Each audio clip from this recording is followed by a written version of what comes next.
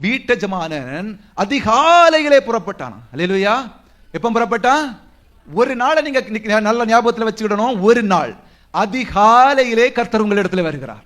அல்லேலூயா. அதிகாலையிலே வந்து இவன் ஜெபம் பண்ணுவான், ஸ்தோத்திரம், இவன் எழும்புவான், கர்த்தருடைய தோட்டத்துக்கு போவான், ஸ்தோத்திரம், இவன் ஏதாவது செய்வானி பார்த்தா அதிகாலையிலே உங்களை காணல. அல்லேலூயா.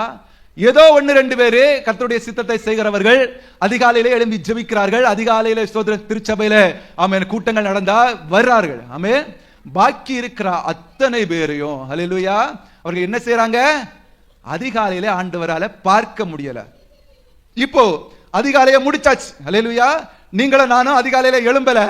ஆண்டவர் வந்து பார்த்தாரு, எழும்புறவனை பார்த்து எங்க போன்னு சொல்லிட்டாரு, கர்த்தருடைய தோட்டத்துக்கு போ, என் தோட்டத்துக்கு போ, திராட்சை தோட்டத்துக்கு போ, வேலை செய்யன்னு சொல்லி அனுப்பிட்டாரு. அல்லேலூயா. இப்ப காலையில எழும்பாத ஒரு கூட்டம் இருக்கு, அதிகாலையில எழும்பாத ஒரு கூட்டம். இது என்ன பண்ணுதுன்னா 3ஆம் வசனத்தில் சொல்லப்பட்டிருக்கிறது, இவன் எழும்பி வந்து கடை தெருவில் சும்மா நின்னான். அல்லேலூயா. எழும்புனதே லேட்டு, எழும்புனதே ஸ்தோத்திரம் 8 மணிக்கு. இவன் 9 மணிக்கு குளிச்சு எல்லாம் ரெடி பண்ணிட்டு எங்க போறான்? கடை தெருவில் போறான், பக்கத்து வீட்டுல போறான், பக்கத்து சொந்தக்காரன்ட்ட போய் சும்மா கதை பேசிட்டு நிக்கிறது. அல்லேலூயா. இப்ப ஆண்டவர் வந்து கேட்கிறாரு, ஸ்தோத்திரம், அங்க சொல்லப்பட்டிருக்கிறது, வேறு சிலரை பார்த்து நீங்க ஏன் இங்க சும்மா நிக்கிறீங்க? அல்லேலூயா. நீ ஏன் காலையில ஜெபம் பண்ணல? நீ ஏன் காலையில சர்ச்சுக்கு ஏன் போகல? நீ ஒண்ணு பண்ணு, கர்த்தருடைய தோட்டத்துக்கு போ, என்னுடைய திராட்சை தோட்டத்துக்கு போ, உனக்கும் ஏற்றபடி நான் கூலி கொடுப்பேன். அல்லேலூயா. இப்போ ஸ்தோத்திரம் அவன் வந்துட்டான். அல்லேலூயா. கொஞ்சம் கூட்டம் காலையில எழும்புனீங்க, கொஞ்சம் கூட்டம் லேட்டா எழும்புனீங்க, அவங்களையும் பார்த்து ஆண்டவர் சொல்றாரு திருச்சபைக்கு போன்னு சொன்ன உடனே வந்துட்டார்கள். அல்லேலூயா. இப்ப அடுத்தது 6ஆம் மணி 9ஆம் மணி, இது ரெண்டையும் பற்றி சொல்லியிருக்கு. அல்லேலூயா.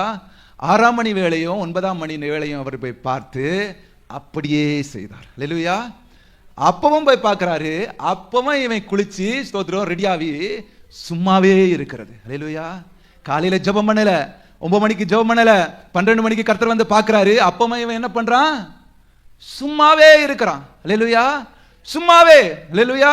நாங்க ஒரு நாள் பேசி கொண்டிருக்கிற பொழுது நான் பிரதர்ட்ட சொன்னேன், அது திருச்சபைக்கு வேறு நாட்கள்ல உள்ள இந்த திங்கட்கிழமை ஜெபத்துக்கெல்லாம் வரும்படிக்கு ஜனங்களுக்கு கொஞ்சம் அழுத்தமா சொல்லுங்க அப்படின்னு நான் சொன்னபோது சகோதரர் என்னை பார்த்து சொன்னாரு, அப்படி நாம சொல்ல முடியாது, எல்லாருமே வேலை செய்கிறவர்கள். அல்லேலூயா. அவங்க வேலைக்கு போயிட்டு வந்து அவர்களுக்கு எப்படி வாய்ப்புகள் இருக்குமோ அப்படித்தான் வருவார்கள் என்று சொன்னார்.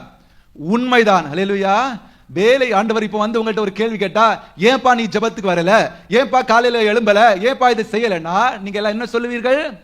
ஆண்டவரே எனக்கு வேலை இருந்தது. அல்லேலூயா.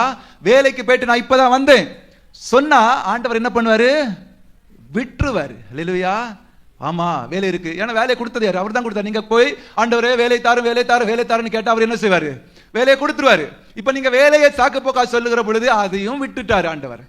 ஆனா இங்கே வசனத்திலே சொல்லப்பட்டபடி சும்மா இருக்கிற ஒரு கூட்டம் இருக்கு. அல்லேலூயா. வேலையும் இல்ல, ஸ்தோத்திரம், ஒண்ணுமே இல்ல, காலையில எழும்புறது கிடையாது.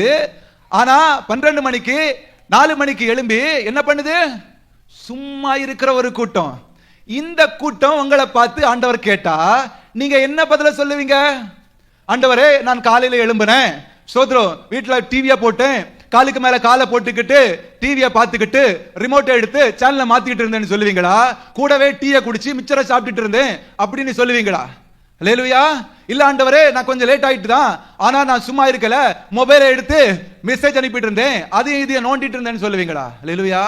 வேலை செய்கிறவர்களுக்கு ஒரு பொறுப்பு இருக்கு, வேலை இருக்கு, எல்லாம் இருக்கு, அதை ஆண்டவர் ஏற்றுக்கொள்ளுகிறார்.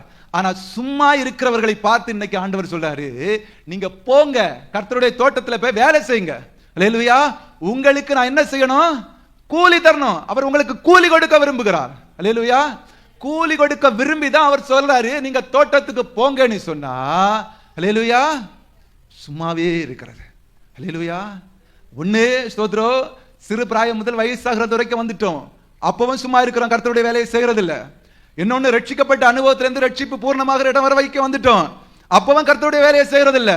இப்ப ஒரு நாளை எடுத்துக்கிட்டா, ஒரு நாள் காலையில இருந்து சாயங்காலம் வரைக்கும் அல்லேலூயா சும்மாவே இருக்கிறோம், அப்பவும் கர்த்தருடைய திட்டத்தை செய்யறது இல்ல. அல்லேலூயா. ஆனா கர்த்தர் பார்த்து சொல்றாரு, கடைசியாக 11ஆம் மணி வேளையில, அல்லேலூயா, 11ஆம் மணி வேளையில போய் பார்க்கிறாரு. அங்கே சும்மா இருக்கிற, முடிக்க போகிறேன் கர்த்தர் நல்லவர், சும்மா இருக்கிற வேறு சிலரை பார்த்து. யாரை பார்த்து? வேறு சிலரை பார்த்து. அல்லேலூயா. காலையில போகும்போது அவன் இல்ல, இருந்தா அவன் அழைச்சிருப்பாரு. ஸ்தோத்திரம். இப்போ 9 மணிக்கு போகும்போது வேற கொஞ்சம் பேர் வந்திருக்கான். 12 மணிக்கு போகும்போது அப்பவும் வேற. ஸ்தோத்திரம். இப்ப சாயங்காலம் 11ஆம் மணி வேளை, அதாவது 5 மணிக்கு வாராரு. அல்லேலூயா. இப்ப வந்து பார்த்தா காலையில உள்ளவன் எல்லாம் திருச்சபைக்கு போயிட்டான். இந்த சும்மா இருக்கிற ஒரு கூட்டம் வேறு சிலரை பார்த்து ஆண்டவர் கேட்கிறாரு, ஏன் நீங்க சும்மா இருக்கிறீங்க? அல்லேலூயா. இப்பவன் கடை தருவா, காலையில இருந்து சாயங்காலம் வர வேணா, தூங்கி தூங்கி கழிச்சிட்டியே, காலையில இருந்து சாயங்காலம் வர வேலை, உலகம், அது இது, நீ போயிட்டியே, இப்பவாவது நீ என்ன பண்ணணும்? ஜெபம் பண்ணணும். இப்பமாவது திருச்சபைக்கு போனோன்னு ஆண்டவர் சொன்னா, இவன் அங்க வந்து எப்படி இருக்கான்? சும்மாவே இருக்கிறான். அல்லேலூயா. ஆண்டவர் கேட்கிறார், ஏன் நீங்க சும்மா இருக்கிறீங்க? அதற்கு ஒரு பதில், அல்லேலூயா, ஆண்டவரே, ஒருவரும் எனக்கு வேலை தரல. ஆமென். ஒருவரும் என்ன கூப்பிடல, ஒருவரும் சொல்றோம் எனக்கு மெசேஜ் பண்ணல, இன்னைக்கு ஜெபங்கிறது எனக்கு தெரியாது, ஒருவரும் சொல்லல, சாக்கு போக்கு. ஆண்டவர் சொல்றாரு, உண்மைதான், ஒருத்தர் உனக்கு மெசேஜ் பண்ணல தான், ஒருத்தர் உனக்கு கால் பண்ணி சொல்லல தான், ஆனா இப்ப நான் சொல்றேன், நீ போ திருச்சபைக்கு. அல்லேலூயா. இப்ப போ, நீ போ, உனக்கும் ஏற்றபடி நான் கூலி கொடுப்பேன். அல்லேலூயா. உங்களுக்கு நீ 5 மணிக்கு சாயங்காலம் வந்தாலும் உங்களுக்கு கூலி இருக்கு. அல்லேலூயா. நீ காலையில வந்தாலும் உனக்கு கூலி இருக்கு. இந்த ஒன்று என்பதை நல்லா புரிந்து கொள்ளணும். இது நித்திய ஜீவனை பற்றினது. அதனாலதான் எல்லாருக்கும் ஈக்குவலா கொடுக்கிறார். வேற யாரு எப்படி வேலை செய்தாலும் அவனவனுக்குரிய கிரியையை கேட்ட பலன் அவரோடு வருகிறது. ஆனால் நித்திய ஜீவன் என்பது ஒண்ணுதான். அல்லேலூயா. இந்த ஒன்று என்பதை குறித்து எல்லா இடங்களிலும் ஒன்று ஒன்று, ஒரு தாலந்து வாங்குறவனை அது புதைத்து போட்டான்னா, ஏன் புதைச்சு போட்டான்? எதனால அவனுக்கு ஸ்தோத்திரம்? அவர் உடனே ஸ்தோத்திரம் அவனை இருளிலே, புறம்பான இருளிலே தள்ளினார்னா, அவன் நித்திய ஜீவனை புதைச்சு போட்டுட்டான். அல்லேலூயா. அவன் நித்திய ஜீவனை புதைச்சு போட்டான், கர்த்தருடைய நன்மையான ஈவுகளை புதைச்சு போட்டுட்டான். அதனாலதான் ஸ்தோத்திரம். உதாரணமாக இளையகுமாரன் கர்த்தருடைய அவ்வளவு சொத்தையும் வாங்கிட்டு சொத்தை பிரிச்சுட்டு போயிடுவாரு. இளையகுமாரன் எல்லாத்தையும் கொண்டு அழித்து போட்டுருவாரு. அல்லேலூயா. அழித்து போட்டுட்டு ஆஸ்திகள் எல்லாம், வசனம் சொல்லுகிறது, வேஸ்தி இடத்துல அழித்து போட்ட இளையகுமாரன் திரும்பி வருகிற பொழுது ஆண்டவர் அவனை ஏற்றுக்கொள்வார். அல்லேலூயா. ஏற்றுக்கொள்வார் தானே? ஆனா ஆஸ்தியெல்லாம் அழிச்சவன் ஆண்டவர் ஏற்றுக்கொள்கிறாரு. ஒரே ஒரு தாளந்த புதைச்சி போட்டவன புறம்பான இருள தள்ளுறாரு. காரணம் என்ன தெரியுமா? அல்லேலூயா. அந்த ஒன்று என்பது நித்திய ஜீவன். நித்திய ஜீவனை புதைச்சி போட்டுட்டீங்க. அல்லேலூயா. உங்களுக்கு கொடுக்கப்பட்ட ஸ்தோத்திர அழைப்பை நீங்க புதைச்சு போட்டுட்டீங்க, முடிஞ்சு, அவ்வளவுதான். உங்ககிட்ட இருக்கிற எல்லா தாளந்துகளையும் நீங்க அழித்தாலும் உங்களை ஆண்டவர் சேர்த்துக் கொள்வார். ஆனா ஒரு தாளந்தை நீங்க புதைச்சு போட்டுட்டீங்கன்னா, அல்லேலூயா, ஒரே ஒரு மணி நேரத்தை நீங்க ஆண்டவருக்கு கொடுக்காம இருந்துட்டீங்கன்னா, அல்லேலூயா, புறம்பான இருள். வசனம் சொல்லுகிறது, அடுத்து ஆமென், சாயங்காலம் வந்தபோது ஸ்தோத்திரம், கடைசியில வந்தவன்ல இருந்து முதல்ல வந்தவனுக்கு வரைக்கும் கூலி கொடுக்கணும். அல்லேலூயா. ஏன்னா அந்த கூலி எல்லாருக்கும் ஒரே கூலி தான், ஒரே ஜீவன், நித்திய ஜீவன். அல்லேலூயா.